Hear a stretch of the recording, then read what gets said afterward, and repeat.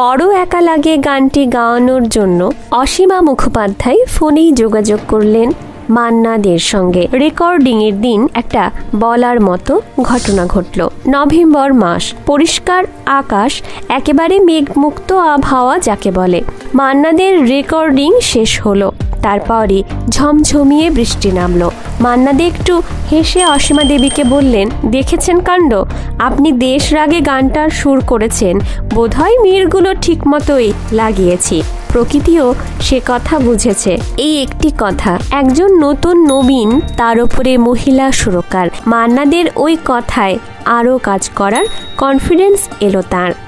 মান্না দেখে যখন গান শেখাচ্ছেন অসীমা মুখোপাধ্যায়, তখন মান্নাদা হঠাৎ বললেন, আপনার গলাটা তো চমৎকার, আপনাকেও গান গাইতে হবে। পরবর্তী ছবি মেম সাহেবে তাই ঘটল। মান্নাদের সঙ্গে ডুয়েটে অসীমা দেবীও গাইলেন।